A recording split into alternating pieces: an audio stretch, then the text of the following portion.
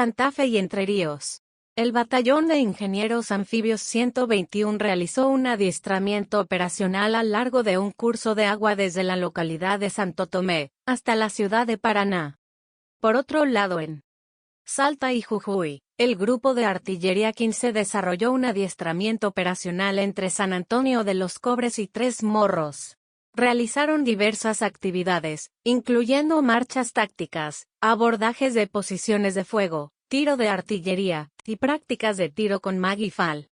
También en Salta, más de 200 efectivos de los distintos elementos de la guarnición Ejército Salta realizaron actividades de reconocimiento y de distintas situaciones tácticas en la localidad de San Antonio de los Cobres. Y en Buenos Aires la Armada, en el Centro de Simulación y Experimentación de la Escuela de Armas de Campo de Mayo, CESIM, efectivos de las Fuerzas Armadas de Argentina y Chile participaron de un ejercicio de gabinete, en el marco del desarrollo del Ejercicio Conjunto Combinado Cruz del Sur.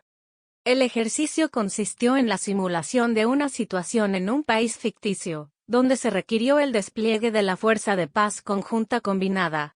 En paralelo, se presentaba el inicio de una pandemia que afectaría el bienestar de la población. Para ello, Cruz del Sur simuló el despliegue de sus unidades mediante los tres componentes que la integran: naval, aéreo y terrestre. En ese contexto, los distintos componentes se enfrentaron a diferentes incidencias que los efectivos debieron resolver mediante el uso de unidades participantes de las tres Fuerzas Armadas, para luego ser evaluados por el puesto de mando.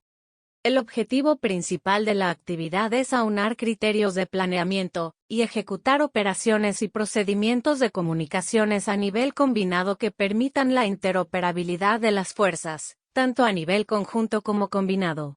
Asimismo, la idea es crear lazos de camaradería entre los integrantes de las fuerzas mediante el desarrollo de un ejercicio de planeamiento. De esta manera, el ejercicio tuvo como propósito que los comandantes y sus estados mayores de la Fuerza de Paz Conjunto Combinada Cruz del Sur fueran capaces de manejar de manera eficaz situaciones de alta complejidad, propias de las operaciones de paz. Del mismo modo, incrementar la interoperabilidad y evaluar el nivel de adiestramiento del personal.